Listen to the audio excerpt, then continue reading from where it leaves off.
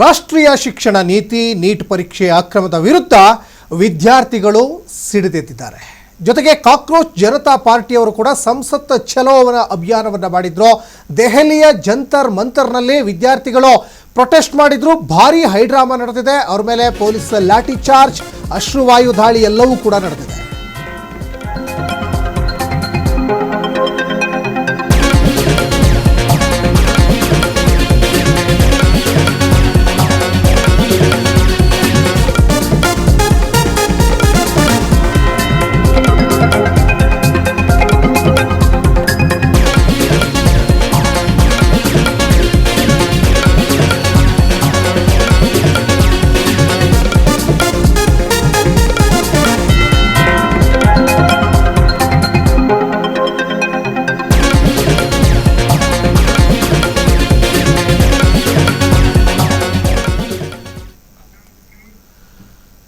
ಇದು ಪೂರ್ವ ನಿಗದಿಯಾಗಿತ್ತು. ನೀಟ್ ಪರೀಕ್ಷೆ ಅಕ್ರಮದ ವಿರುದ್ಧ ವಿದ್ಯಾರ್ಥಿಗಳು ಇವತ್ತೇನು ಸಿಡಿದೆದ್ದಿದ್ದಾರಲ್ಲ, ಆಲ್ರೆಡಿ ಸೋನಂ ವಾಂಗ್ಚುಕ್ ಕರೆ ಕೊಟ್ಟಿದ್ರು.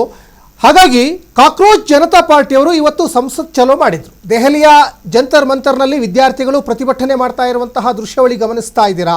ಪ್ರತಿಭಟನಾಕಾರರ ಮೇಲೆ ಪೊಲೀಸ್ನವರು ಲಾಠಿ ಚಾರ್ಜ್ ಕೂಡ ಮಾಡಿದ್ದಾರೆ. ಅವರು ಪ್ರತಿಭಟನಾಕಾರರ ಉದ್ದೇಶ ಏನು?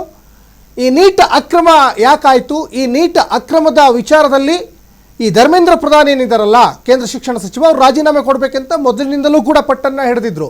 ಅದ್ರ ಜೊತೆಗೆ ಸೋನಂ ವಾಂಗ್ಚುಕ್ ಸುಮಾರು 20 ದಿನಕ್ಕಿಂತ ಹೆಚ್ಚು ದಿನಗಳಾಯಿತು ಉಪವಾಸ ಸತ್ಯಾಗ್ರಹವನ್ನು ಮಾಡ್ತಾ ಇದ್ದಾರೆ. ಅವರು ಕರೆ ಕೊಟ್ಟಿದ್ದರು. ಅವರ ಕರೆಯ ನಿಮಿತ್ತವಾಗಿ ಇವತ್ತು CJP ಏನಿದೆಯಲ್ಲ, ಕಾಕ್ರೋಚ್ ಜನತಾ ಪಾರ್ಟಿ, ಅವರು ಕೂಡ ಇವತ್ತು ಪ್ರತಿಭಟನೆಯನ್ನು ಮಾಡಿದರು. ಆ ಪ್ರತಿಭಟನೆಯಲ್ಲಿ ನಮ್ಮ ತಿರಂಗಾ ಧ್ವಜ ಕೂಡ ಹಾರಾಡ್ತಾ ಇದೆ. ನೋಡಿ, ಈ ಶಿಕ್ಷಣ ನೀತಿ ಯಾವ ಹಂತಕ್ಕೆ ಹೋಗಿ ನಿಂತಿದೆ ಅನ್ನುವಂಥದ್ದು ಚೆನ್ನಾಗಿ ಗೊತ್ತಾಗ್ತಾ ಇದೆ. ಯಾಕಂದರೆ ಅನೇಕ ಸ್ಪರ್ಧಾತ್ಮಕ ಪರೀಕ್ಷೆಗಳು ಬರೆದಂತಹ ಪರೀಕ್ಷಾರ್ಥಿಗಳಿಗೆ ಬರೀ ನೋವಿನ ಸಂಗತಿ ಆಗ್ತಾ ಇದೆ. ಯಾಕಂದರೆ ಇಲ್ಲಿ ಅಕ್ರಮ ನಡೀತಾ ಇದೆ, ಭ್ರಷ್ಟಾಚಾರ ನಡೀತಾ ಇದೆ, ಗೋಲ್ಮಾಲ್ ನಡೀತಾ ಇದೆ. ಅನೇಕ ಸ್ಪರ್ಧಾತ್ಮಕ ಪರೀಕ್ಷೆಗಳನ್ನು ಬರೆದಿದ್ದರೂ ಕೂಡ ಯಾವುದೇ ರೀತಿಯಾದಂಥ ಪಾರದರ್ಶಕ ಅಲ್ಲಿ ಒಂದು ತನಿಖೆ ಆಗ್ತಾ ಇಲ್ಲ. ಯಾರಿದ್ದಾರೆ ಇದ್ರ ಹಿಂದೆ ಅವ್ರನ್ನ ಹಿಡಿತಾ ಇಲ್ಲ. ನೀಟ್ ಅಕ್ರಮದ ವಿರುದ್ಧ ಪ್ರತಿಭಟನಾಕಾರರು ಸಿಡಿದಿದ್ದಾರೆ. ಸಂಸತ್ ಚಲೋ ಮಾಡಿದ್ರು. ಜಂತರ್ ಮಂತರ್ನಲ್ಲಿ ಉದ್ವಿಗ್ನ ಪರಿಸ್ಥಿತಿ ಈಗ ನಿರ್ಮಾಣ ಆಗಿದೆ. ಪೊಲೀಸ್ನವರು ಪ್ರತಿಭಟನಾಕಾರರ ಮೇಲೆ ಲಾಠಿ ಚಾರ್ಜ್ ಮಾಡಿದ್ರು. ವಿದ್ಯಾರ್ಥಿಗಳನ್ನ ಪೊಲೀಸ್ನವರು ಚದುರಿಸಿದ್ದಾರೆ. ಇನ್ನು ಕಾಕ್ರೋಚ್ ಜನತಾ ಪಕ್ಷದ ಪ್ರತಿಭಟನೆಗೆ ವಿಪಕ್ಷಗಳು ಸಾಥ್ ಕೊಟ್ಟಿದ್ದಾರೆ. ವಿಪಕ್ಷಗಳು ಸಾಥ್, ಅದರಲ್ಲಿ ಬಹಳ ಮುಖ್ಯವಾಗಿ ಆಮ್ ಆದ್ಮಿ ಪಕ್ಷ ಇರ್ಬೋದು, SP ಇರ್ಬೋದು, ಜೊತೆಗೆ TMC ನಾಯಕರು ಅವರು CJP ಪಕ್ಷದ ಅಲ್ಲಿ ಪ್ರತಿಭಟನಾಕಾರರಿಗೆ ಸಪೋರ್ಟನ್ನು ಕೊಟ್ಟಿದ್ದಾರೆ. ಸಂಸತ್ ಭವನದ ಮುಖ್ಯ ದ್ವಾರವನ್ನು ಪೊಲೀಸ್ನವರಿಗೆ ಬಂದ್ ಮಾಡಿದ್ದಾರೆ. ಅಂದರೆ ಸಂಸತ್ತು ಒಳಗಡೆ ಅವರು ನುಗ್ಗಲಿಕ್ಕೆ ಪ್ರಯತ್ನ ಮಾಡಿದರು. ಆ ನಿಟ್ಟಿನಲ್ಲಿ ಎಲ್ಲ ಸೂಕ್ತ ಬಂದೋಬಸ್ತನ್ನು ಮುಂಚೆನೇ ಮಾಡಿಕೊಂಡಿದ್ರು. ನೀಟ್ ಅಕ್ರಮದ ವಿರುದ್ಧ ಪ್ರತಿಭಟನಾಕಾರರು ಇವಾಗೇನೀಗ ಆಕ್ರೋಶಭರಿತವಾದಂತಹ ಘೋಷಣೆಗಳನ್ನು ಕೂಗ್ತಾ ಇದ್ದಾರೆ. ಸಂಸತ್ತಿಗೆ ನುಗ್ಗಲಿಕ್ಕೆ ಪ್ರಯತ್ನವನ್ನು ಮಾಡ್ತಾ ಇದ್ದಾರೆ. ಇದು ಅವರ ಸ್ವಾರ್ಥಕ್ಕೋಸ್ಕರ ಮಾಡ್ತಾ ಇರುವಂತಹ ಹೋರಾಟ ಅಲ್ವೇ ಅಲ್ಲ. ಇದು ನೀಟ್ ಪರೀಕ್ಷೆಯಲ್ಲಿ ಆಗಿರುವಂತಹ ಅಕ್ರಮಕ್ಕೆ ನ್ಯಾಯ ಕೇಳುವಂತಹ ಹೋರಾಟ. ಇದು ಇವತ್ತೇನು ಪೊಲೀಸ್ನವರು ಲಾಠಿ ಚಾರ್ಜ್ ಮಾಡ್ತಾ ಇದ್ದಾರೆ, ಪೊಲೀಸ್ನವರು ಅಶ್ರು ದಾಳಿ, ವಾಯುದಾಳಿಯನ್ನು ಏನು ಮಾಡ್ತಾ ಇದ್ದಾರೆ, ಇವೆಲ್ಲವೂ ಕೂಡ ಕೇಂದ್ರ ಸರ್ಕಾರದ ವೈಫಲ್ಯಗಳ ನಿಮಿತ್ತವಾಗಿ ಆಗ್ತಾ ಇರುವಂತಹ ಹೋರಾಟಗಳು. ಯಾಕಂದರೆ ಒಂದು ಸಲ ಓಕೆ, 2 ಸಲ ಓಕೆ, 10 ಬಾರಿ ಈ ರೀತಿಯ ಅಕ್ರಮಗಳಾಗ್ತಾ ಇದ್ದಾವೆ ನೀಟ್ ಪರೀಕ್ಷೆಯಲ್ಲಿ.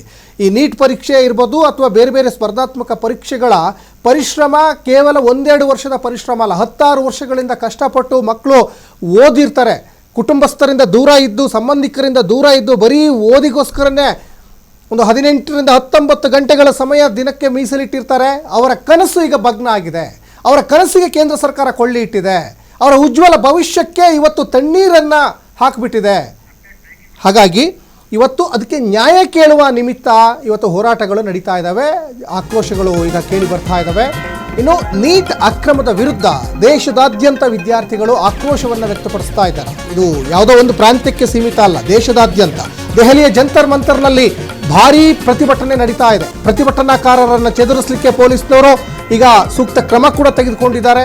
ಪ್ರತಿಭಟನಾಕಾರರ ಮೇಲೆ ಅಶ್ರುವಾಯು ಪ್ರಯೋಗ ಕೂಡ ಈಗ ಮಾಡಿದ್ದಾರೆ. ಅಶ್ರುವಾಯು ಪ್ರಯೋಗ ಮಾಡಿ ಅವ್ರನ್ನ ಚದುರಿಸುವಂಥ ಪ್ರಯತ್ನ ಆಗಿದೆ. ವಿದ್ಯಾರ್ಥಿಗಳು ಪೊಲೀಸರ ನಡುವೆ ತಳ್ಳಾಟ, ನೂಕಾಟ, ವಾಕ್ಸಮರ, ಸಂಸತ್ಗೆ ಮುತ್ತಿಗೆ ಯತ್ನದಿಂದ ಉದ್ವಿಗ್ನತೆ ಈಗ ಪರಿಸ್ಥಿತಿ ಅದು ಕೈಮೀರಿ ಹೋಗ್ತಾ ಇದೆ. ಪರಿಸ್ಥಿತಿ ನಿಯಂತ್ರಣಕ್ಕೆ ತರಲೇಬೇಕಲ್ವಾ? ಹಾಗಾಗಿ ಹೆಚ್ಚುವರಿ ಪೊಲೀಸ್ ನಿಯೋಜನೆ ಕೂಡ ಜಂತರ್ ಮಂತರ್ ಬಳಿ ನಿಯೋಜನೆ ಮಾಡಿಕೊಂಡಿದ್ದಾರೆ. ಇನ್ನು ಪ್ರತಿಭಟನೆಗೆ ವಿರೋಧ ಪಕ್ಷಗಳು ಕೂಡ ಈಗ ಬೆಂಬಲವನ್ನು ಸೂಚಿಸಿದ್ದಾವೆ. ಅದರಲ್ಲಿ TMC ಇರ್ಬೋದು, ಆಮ್ ಆದ್ಮಿ ಪಕ್ಷ ಇರ್ಬೋದು, ಸಮಾಜವಾದಿ ಪಕ್ಷ, ಕಾಂಗ್ರೆಸ್, ಹೀಗೆ ಸಾಕಷ್ಟು BJPಯೇತರ ಪಕ್ಷಗಳು ಇವತ್ತು ಈ CJP ಪಾರ್ಟಿಯವರಿಗೆ, ಕಾಕ್ರೋಚ್ ಜನತಾ ಪಾರ್ಟಿ ಜೊತೆಗೆ ವಿದ್ಯಾರ್ಥಿಗಳಿಗೆ ಇವತ್ತು ಬೆಂಬಲವನ್ನು ಕೊಡ್ತಾ ಇದ್ದಾರೆ. ದೃಶ್ಯಗಳಲ್ಲಿ ಗಮನಿಸ್ತಾ ಇದ್ದಾರೆ ನೋಡಿ, ಇಲ್ಲಿ ಪೊಲೀಸ್ನವರು ಆ ಪ್ರತಿಭಟನಾಕಾರನ ಮೇಲೆ ಯಾವ ರೀತಿಯಾಗಿ ಹಲ್ಲೆಯನ್ನು ಮಾಡ್ತಾ ಇದ್ದಾರೆ. ಆತ ನಾನು ಹೋಗಲ್ಲ, ನನಗೆ ನ್ಯಾಯ ಬೇಕು ಅಂತ ಕೇಳ್ತಾ ಇದ್ದಾನೆ. ಆತನ ಮಾತಲ್ಲಿ ಆತನ ಆ ಒಂದು ನೋವಿನ ವಿಚಾರ ಏನಿದೆಯಲ್ಲ, ಅದೆಷ್ಟು ಜನ ಪರೀಕ್ಷೆ ಬರೆದು ನಿರಾಸೆಯಾಗಿದೆ ನೋಡಿ. ಎಷ್ಟೋ ಜನ ಡಾಕ್ಟರ್ ಆಗಬೇಕು ಅಂತ ಎಕ್ಸಾಮ್ ಬರೆದಿರ್ತಾರೆ. ಪಾಪ ಈ ನೀಟ್ ಎಕ್ಸಾಮ್ ಬರೆಯೋದೇನಕ್ಕೆ, ಡಾಕ್ಟರ್ ಆಗಬೇಕು ಅಂತ ಬರೆದಿರ್ತಾರೆ. ಡಾಕ್ಟರ್ ಆಗುವ ಕನಸನ್ನು ಅದು ಚಿಗುರು ಹೊಡೆಯೋದ್ರೊಳಗೇನೆ ಚೀಟಿ ಹಾಕಿಬಿಟ್ಟಿದೆ ಇವರು. ವಿದ್ಯಾರ್ಥಿಗಳ ಮೇಲಿನ ಲಾಠಿ ಚಾರ್ಜನ್ನು ಮಲ್ಲಿಕಾರ್ಜುನ್ ಖರ್ಗೆ ಅವರು ಖಂಡಿಸಿದ್ದಾರೆ. AICC ಅಧ್ಯಕ್ಷ, ಈ ಸರ್ಕಾರ ಅಧಿಕಾರದಲ್ಲಿರಲಿಕ್ಕೆ ಲಾಯಕ್ಕಿಲ್ಲ. ಕೇಂದ್ರ ಸರ್ಕಾರದ ವಿರುದ್ಧ AICC ಅಧ್ಯಕ್ಷ ಮಲ್ಲಿಕಾರ್ಜುನ್ ಖರ್ಗೆ ವಾಗ್ದಾಳಿ ಮಾಡಿದ್ದಾರೆ. ಈ ಹಿಂದೆನೂ ಅನೇಕ ಸಂದರ್ಭದಲ್ಲಿ ವಾಗ್ದಾಳಿ ಮಾಡಿದ್ರು. ನಿಮಗೆ ಸರಿಯಾಗಿ ನೀಟ್ ಪರೀಕ್ಷೆ ಮಾಡಲಿಕ್ಕೆ ನಾವು ಹೇಳಿದ್ವಿ, ನಿಮಗೆ ವಿದ್ಯಾರ್ಥಿಗಳನ್ನು ಹೊಡೆಯೋಕೆ ಹೇಳಿಲ್ಲ, ಯಾಕೆ ನೀವು ವಿದ್ಯಾರ್ಥಿಗಳ ಮೇಲೆ ಹಲ್ಲೆ ಮಾಡ್ತಾ ಇದ್ದೀರಾ? ಈಗಾಗಲೇ ಈ ಬಗ್ಗೆ ಚರ್ಚೆಗೆ ನೋಟಿಸನ್ನು ಕೂಡ ನಾವು ಕೊಟ್ಟಿದ್ವಿ. ಅಂದರೆ ಸಂಸತ್ತಲ್ಲಿ ಇದ್ರ ಬಗ್ಗೆ ಒಂದು ಸುದೀರ್ಘವಾದಂಥ ಚರ್ಚೆ ಆಗಬೇಕು ಅಂತ. ಆದರೆ ಕೇಂದ್ರ ಸರ್ಕಾರಕ್ಕೆ ಈ ಬಗ್ಗೆ ಯೋಚನೆನೇ ಇಲ್ಲ. ವಿದ್ಯಾರ್ಥಿಗಳ ಮೇಲಿನ ಲಾಠಿ ಚಾರ್ಜನ್ನು AICC ಅಧ್ಯಕ್ಷ ಮಲ್ಲಿಕಾರ್ಜುನ್ ಖರ್ಗೆ ಅವರು ಖಂಡಿಸಿದ್ದಾರೆ. ಕೇಂದ್ರ ಸರ್ಕಾರದ ವಿರುದ್ಧ ವಾಗ್ದಾಳಿಯನ್ನು ಮಾಡಿದ್ದಾರೆ. ನಿಮಗೆ ನೀಟ್ ಪರೀಕ್ಷೆಯನ್ನು ಮಾಡಿ ಅಂತ ಹೇಳಿದ್ವಿ. ಅಂದರೆ ನೀವು ಇಲ್ಲಿ ಸಾಕಷ್ಟು ಅಕ್ರಮಗಳಾಗಿರೋದು ಕೇಂದ್ರ ಸರ್ಕಾರದ ವೈಫಲ್ಯ. ಈ ವೈಫಲ್ಯವನ್ನು ಮುಚ್ಚಿ ಹಾಕಿಕೊಳ್ಳಲಿಕ್ಕೆ ಈ ರೀತಿಯಾದಂತಹ ಪ್ರತಿಭಟನಾಕಾರರ ಮೇಲೆ ಹಲ್ಲೆ ಮಾಡೋದು ಎಷ್ಟರ ಮಟ್ಟಿಗೆ ಸರಿ? ಈ ಸರ್ಕಾರ ಅಧಿಕಾರದಲ್ಲಿ ಇರೋಕ್ಕೆ ಲಾಯಕಲ್ಲ ಅಂತ ಎಳೆಯಾಗಿ ಕೇಂದ್ರ ಸರ್ಕಾರದ ಈ ಒಂದು ನೀತಿಯನ್ನು ವಿರೋಧಿಸಿದ್ದಾರೆ AICC ಅಧ್ಯಕ್ಷ ಮಲ್ಲಿಕಾರ್ಜುನ್ ಖರ್ಗೆ. ಮತ್ತು ಈ ಹಿಂದೆ ರಾಹುಲ್ ಗಾಂಧಿ ಸಾಕಷ್ಟು ಸಂದರ್ಭದಲ್ಲಿ ಇದೇ ವಿಚಾರದಲ್ಲಿ ಸಂಸತ್ನಲ್ಲಿ ಧ್ವನಿಯನ್ನು ಎತ್ತಿದ್ರು. ಹಾಗಾಗಿ ಈ ವಿದ್ಯಾರ್ಥಿಗಳ ಹೋರಾಟ, ಈ ಕಾಕ್ರೋಚ್ ಜನತಾ ಪಾರ್ಟಿಯವರ ಈ ಒಂದು ಸಂಸತ್ ಚಲೋ ಏನಿದೆಯಲ್ಲ, ಇದು ಬಹಳ ಮುಖ್ಯವಾಗಿ ಎಲ್ಲ ವಿದ್ಯಾರ್ಥಿಗಳ ಪರವಾಗಿರುವಂತಹ ಹೋರಾಟ. ಯಾಕಂದರೆ ಕಳೆದ 20ಕ್ಕಿಂತಲೂ ಹೆಚ್ಚು ದಿನಗಳಾಯಿತು ಸೋನಮ್ ವಾಂಗ್ಚುಕ್ ಅವರು ಈಗ ಉಪವಾಸ ಸತ್ಯಾಗ್ರಹವನ್ನು ಮಾಡ್ತಾ ಇದ್ದಾರೆ. ಅವರು ಕರೆ ಕೊಟ್ಟಿದ್ದರು, ಇದೇ ಜುಲೈ 20ನೇ ತಾರೀಕು ನೀವು ಸಂಸತ್ತು ಒಂದು ಚಲೋ ಮಾಡಬೇಕು, ಇಲ್ಲಾಂದರೆ ನಾನು ಭೂತ ಆಗಿ ಕಾಡ್ತೀನಿ ಅಂತ ಹೇಳ್ತಾ ಇದ್ರು. ಯಾಕಂದರೆ ಸೋನಮ್ ವಾಂಗ್ಚುಕ್ ಕೂಡ ಸಾಮಾಜಿಕ ಹೋರಾಟಗಾರ, ಅವರು ಶಿಕ್ಷಣ ತಜ್ಞರು ಆಗಿ ಅವರಿಗೆ ಗೊತ್ತಿದೆ ಶಿಕ್ಷಣದ ವ್ಯವಸ್ಥೆಯನ್ನು ಯಾವ ರೀತಿಯಲ್ಲಿ ತಗೊಂಡು ಹೋಗಬೇಕು ಅಂತ. ಅವರೀಗ ಸದ್ಯ ಆಸ್ಪತ್ರೆಯಲ್ಲಿ ಟ್ರೀಟ್ಮೆಂಟನ್ನು ಪಡ್ಕೊಳ್ತಾ ಇದ್ದಾರೆ. ವೈದ್ಯರು ಸೂಚನೆ ಕೊಟ್ಟರು ಕೂಡ ನಾನು ಉಪವಾಸ ಮುಂದುವರಿಸ್ತೀನಿ, ಯಾವುದೇ ಕಾರಣಕ್ಕೂ ಕೂಡ ನಾನು ಉಪವಾಸ ಸತ್ಯಾಗ್ರಹವನ್ನು ಕೈ ಬಿಡಲ್ಲ ಅಂತ ಸೋನಮ್ ವಾಂಗ್ಚುಕ್ ಒಂದು ಕಡೆಗೆ ಹಠ ಹಿಡಿದಿದ್ದಾರೆ. ಇನ್ನು ಅವರ ಸೂಚನೆ ಮೇರೆಗೆ, ಅವರ ಒಂದು ಗೈಡ್ಲೈನ್ ಮೇರೆಗೆ ಈಗ ಸಂಸತ್ ಚಲೋ CJP ಪಾರ್ಟಿಯವರು ಕೂಡ ಈಗ ಕೈಗೊಂಡಿರುವಂಥದ್ದು ಇದು ಮುಂದಿನ ದಿನಗಳಲ್ಲಿ ಮತ್ತಷ್ಟು ಉಗ್ರ ಸ್ವರೂಪವನ್ನು ಪಡ್ಕೊಳ್ಳುವಂಥ ಸಾಧ್ಯತೆ ಇದೆ. ನೋಡಿ, ಇಷ್ಟೆಲ್ಲ ಬೆಳವಣಿಗೆ ಆದಮೇಲೆ ಕೇಂದ್ರ ಶಿಕ್ಷಣ ಸಚಿವ ಧರ್ಮೇಂದ್ರ ಪ್ರಧಾನ್ ಅವರು ಒಂದು ಸ್ಟೇಟ್ಮೆಂಟೇ ಕೊಡ್ತಾ ಇಲ್ಲ. ಏನು ಮುಂದೆ ಹೆಂಗೆ ಇದ್ರ ಬಗ್ಗೆ ನಾವು ಮುಂದೆ ಶಿಕ್ಷಣ ಒಂದು ವ್ಯವಸ್ಥೆಯಲ್ಲಿ ಬದಲಾದ ಒಂದು ಪಾರದರ್ಶಕವಾದಂಥ ಪರೀಕ್ಷೆಯನ್ನು ಮಾಡ್ತೀವಿ, ಈ ರೀತಿ ಸ್ಟೇಟ್ಮೆಂಟ್ ಕೊಡ್ತಾ ಇಲ್ಲ. ಅವರು ಗೃಹ ಸಚಿವ ಅಮಿತ್ ಶಾ ಅವರನ್ನ ಹೋಗಿ ಭೇಟಿಯಾಗಿದ್ದಾರೆ. ಅಲ್ಲೊಂದಿಷ್ಟು ಮಾತುಕತೆ ಆಡಿರಲಿಕ್ಕೂ ಕೂಡ ಸಾಧ್ಯತೆ ಇದೆ. ಯಾಕಂದರೆ ಇವತ್ತಿನ ಈ ಸಂಸತ್ ಚಲೋ ಹೋರಾಟ ಏನಿದೆಯಲ್ಲ, ಇದು ನೇರವಾಗಿ ಧರ್ಮೇಂದ್ರ ಪ್ರಧಾನ್ ಅವ್ರನ್ನೇ ಟಾರ್ಗೆಟ್ ಮಾಡಿ ಮಾಡ್ತಾ ಇರುವಂತಹ ಈ ಒಂದು ಹೋರಾಟ. ಯಾಕಂದರೆ ಟಾರ್ಗೆಟ್ ಅಂದರೆ ಅವ್ರ ಮೇಲೆ ಏನು ವೈಯಕ್ತಿಕ ದ್ವೇಷ ಅಲ್ಲ, ಅವರಲ್ವ ಶಿಕ್ಷಣ ಸಚಿವರು. ಅವ್ರು ಶಿಕ್ಷಣ ಸಚಿವರಾಗಿ ಒಂದು ನೀಟ್ ಪರೀಕ್ಷೆನ ಯಾವ ರೀತಿ ಮಾಡಬೇಕು ಅನ್ನುವಂತಹ ಒಂದು ಕಾಮನ್ ಸೆನ್ಸ್ ಇಲ್ವಾ ಅವರಿಗೆ? ಈ ರೀತಿಯಾಗಿ ಹೋರಾಟಗಾರರು ಪ್ರತಿಭಟನೆಯನ್ನು ಮಾಡಿ ಆಕ್ರೋಶವನ್ನು ವ್ಯಕ್ತಪಡಿಸ್ತಾ ಇದ್ದಾರೆ. ಧರ್ಮೇಂದ್ರ ಪ್ರಧಾನ್ ಅವರು ಕೂಡಲೇ ರಾಜೀನಾಮೆ ಕೊಡಬೇಕು ಅಂತ ಇದೇ CJP ಪಾರ್ಟಿಯವರು ಈ ಹಿಂದೆ ಇದೇ ದೆಹಲಿಯಲ್ಲಿ ಹೋರಾಟವನ್ನು ಮಾಡಿದರು. ಇದು ಎರಡನೇ ಹೋರಾಟ. ಜೊತೆಗೆ ಭಾರತ ಸ್ವಾತಂತ್ರ್ಯ ನಂತರದ ಒಂದು ಹೋರಾಟ ಅಂತಲೂ ಕೂಡ ಬಿಂಬಿಸಲಾಗ್ತಾ ಇದೆ. ಒಟ್ಟಿನಲ್ಲಿ ಸೋನಮ್ ವಾಂಗ್ಚುಕ್ ಒಂದು ಕಡೆ ಈಗ ಉಪವಾಸ ಸತ್ಯಾಗ್ರಹದ ಮುಖೇನವಾಗಿ ಹೋರಾಟ, CJPಯವರು ಜೊತೆಗೆ ವಿದ್ಯಾರ್ಥಿಗಳು ಸಂಸತ್ತು ಪ್ರವೇಶ ಮಾಡಬೇಕು, ಸಂಸತ್ತಿಗೆ ನುಗ್ಗಬೇಕು ಅಂತ ಪ್ರತಿಭಟನೆ ಮಾಡ್ತಾ ಇದ್ದಾರೆ.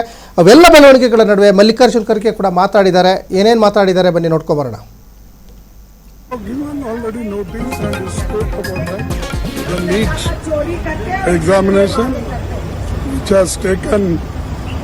Several lives, and government is not taking care of students, और ये तो स्टूडेंट्स को मारने का काम सरकार कर रही है.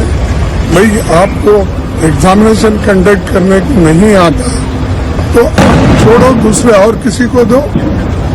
तो ये सरकार आज स्टूडेंट्स पे जो लाठीचार्ज की, नौजवान बच्चों पे जो किए, ये डेमोक्रेसी पे हमला है।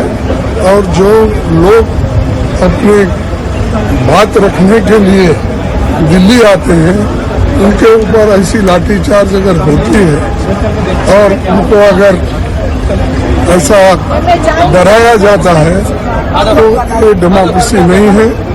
और सरकार इसके बारे में सोचने के लिए हम 10 बार बोले, लेकिन वो सरकार सोच रही नहीं, उल्टा बच्चों को, नौजवानों को तंग कर रही। एक तरफ अनएम्प्लॉयमेंट चल रहा, दूसरे तरफ बच्चों को एग्जामिनेशन बर्बाद हो रहे।